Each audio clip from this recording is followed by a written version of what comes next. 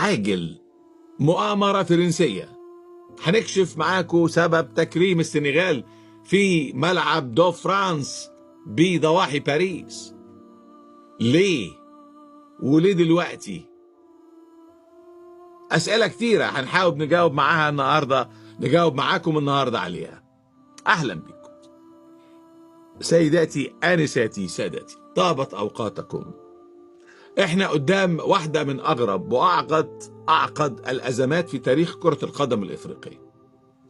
أزمة لم تعد مجرد مباراة و90 دقيقة، تحولت إلى صراع قانوني وسياسي وكرامة وموضوعات كثيرة جدا، وتدخل أيضا دولي. لماذا تتدخل فرنسا وتكرم السنغال في باريس؟ ايه اللي لم الشامي على المغربي؟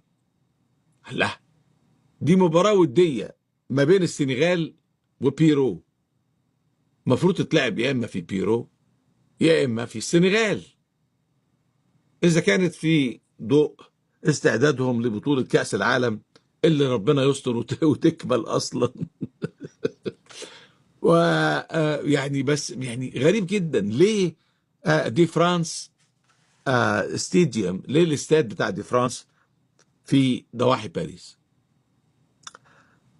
وكيف يمكن لمنتخب السنغال تحدي قرارات الكاف وافتعال أزمة جديدة ومحاولة لإثارة الجدل بهذه المباراة الودية مع بيرو؟ ليه يعقدها في باريس؟ واشمعنى باريس بالذات؟ وبعد كده مراسم احتفال وتكريم الفريق السنغالي على بطولة سحبت منهم وأعطيت إلى المغرب المستحق لها وفقا لمقتضيات القانون واللوائح الخاصة بتنظيم بطولة كأس الأمم الأفريقية في الكاف. طبقت لجنة استئناف المواد 82 و 83 و 84 زي ما موجود في الكتاب. عندما تنسحب أنت مهزوم، عندما تنسحب وتضغط على الأمن المغربي خلاص، وتضغط على الحكم واللعيبة في الملعب والجمهور، وتعطي الإشارة إلى جمهورك لكي ينزل إلى الملعب، تخطي اللوحات الإعلانية ودخول المستطيل الأخضر، ده في حد ذاته ممكن يكون سبب لاعتبار السنغال مهزوم أصلا. وشفنا اعتداءات الجمهور السنغالي على العاملين في مركب مولاي عبد الله في الرباط. الأمور كلها كانت أمام الكاميرات. ما الذي يدفع السنغال أن تقيم هذه المباراة الغير مبررة في ملعب دي فرانس بضواحي باريس؟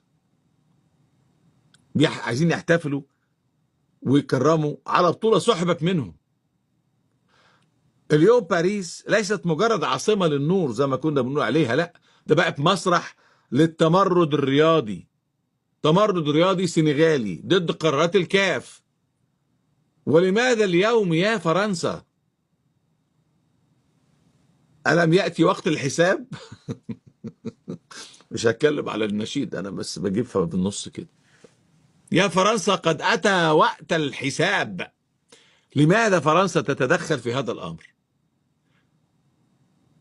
ده بينما بيحتفل المغرب بلقب رسمي أقره القانون، بتصر السنغال على وضع النجمة الثانية على قمصانها في قلب استاد دو فرانس. وشفنا فيديوهات اللوحات الإعلانية اللي موجودة في الاستاد، حاطين السنغال واللون الأخضر وحاطين نجمتين. ده اسمه تحدي للفيفا، والفيفا ممكن تطبق عليها عقوبات. هي عشان المباراة يعني ودية لن يتم تطبيق عقوبات عليها، ولكن إذا ما نزل السنغال في أي مباراة رسمية قادمة وقميصه عليه نجمتين هيتم عقابه عقوبات مالية كبيرة. ده اسمه تسييس للرياضة. الرئيس السنغالي السيد بشير بيجيش هذا الموضوع عشان يخدمه في الانتخابات، هو داخل عليه انتخابات. فده وفقا للفيفا ويعني وتعليمات الفيفا، ده تسييس للرياضة في السنغال. لماذا الإصرار على افتعال الأزمة؟ والصحافة الفرنسية طبعا بيقول لك الفرنسا مالناش دعوة، ده الاتحاد السنغالي بينظم هذه المباراة الودية. طب وانت فين؟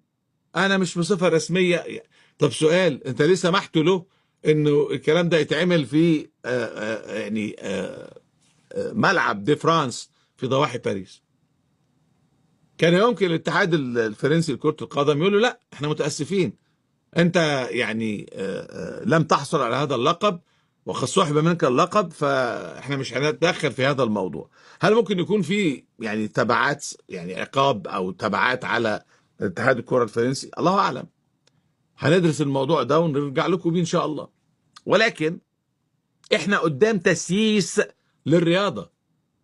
لماذا الكيل بمكيالين؟ لماذا عوقب تريكا ايام ما كان يعني بيلعب وكان يعني بعيد عن الإخوان وكان بيدعم القضية الفلسطينية، ولابس قميص تحت قميصه، ما رفع القميص أخذ عقوبات ودفع مبالغ مالية وتوقف مباريات. وما يحدث ده مش تسييس؟ احنا قدام اللوائح وهي الحاكم الوحيد. احنا النهاردة في التقرير ده هنحاول نغوص معاكم في ايه اللي بيحصل. ليه في قرار لجنة استئناف قالت خلاص لا أحقية للسنغال بهذه البطولة، ومنحت البطولة لأسود الأطلس؟